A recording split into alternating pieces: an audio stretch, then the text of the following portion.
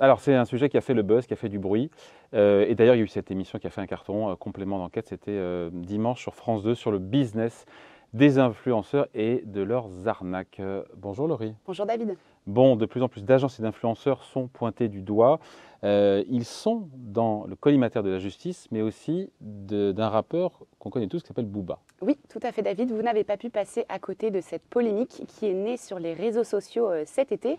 Depuis plusieurs mois, le rappeur Booba est en guerre contre les influenceurs qui l'accusent d'arnaquer les internautes. Il a d'ailleurs porté plainte contre la plus grosse agence d'influenceurs de France, Shona Evans, et une enquête a été ouverte pour pratiques commerciales trompeuses. Est-ce que cette plainte, Laurie, elle est fondée? Qu'est-ce qui leur reproche exactement aux influenceurs? Eh bien David, ça fait longtemps que certains influenceurs profitent de leur notoriété pour promouvoir, vous le savez, des articles ou des services parfois frauduleux. Il faut savoir que la France compte environ 150 000 influenceurs et que parmi eux, 10% d'entre eux sont suivis par plus d'1 million de personnes sur les réseaux sociaux. Et même si la plupart gagnent moins de 5 000 euros pour certains par mois, beaucoup sont très riches et notamment dû au placement de produits, grâce au placement de produits. Et qui dit business juteux, dit appât du gain et souvent arnaque. Quelles sont les arnaques les plus répandues?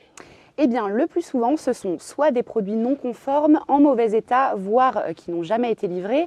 On a aussi beaucoup de contrefaçons ou encore du dropshipping. Vous savez, c'est le fait de vendre un produit comme une super affaire. On va vous le vendre 50 euros alors que vous pouvez le trouver pour une dizaine d'euros sur un autre site. J'exagère, mais sur le principe, c'est ça. Il y a du vécu, hein. Enfin, un peu.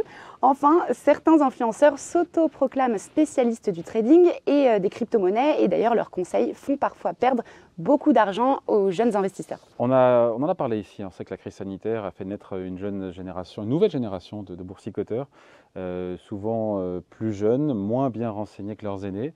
Est-ce que les influenceurs exploitent ce filon-là? Exactement, sur les réseaux sociaux, de plus en plus d'influenceurs font la promotion du trading et parfois de façon imprudente et malhonnête, ce qui leur rapporte gros.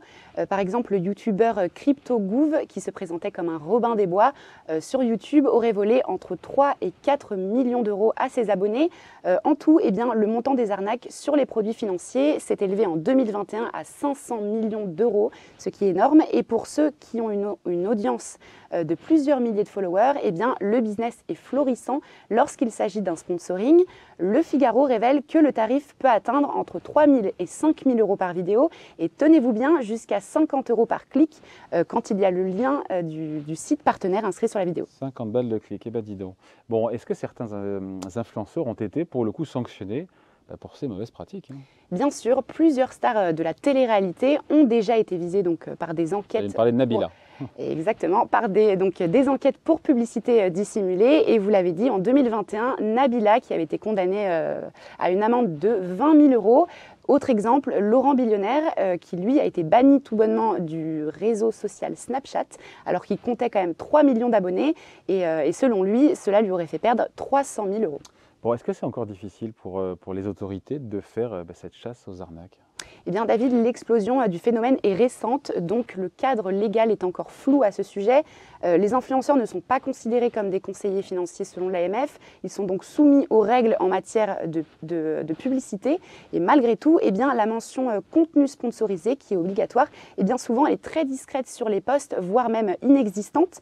Il risque pourtant jusqu'à 2 ans d'emprisonnement et jusqu'à 300 000 euros d'amende en cas de pratique commerciale trompeuse. Ouais, et on finit là-dessus, Laurie, mais face à la multiplication du nombre de plaintes, comment les autorités s'y prennent pour essayer d'encadrer ce phénomène?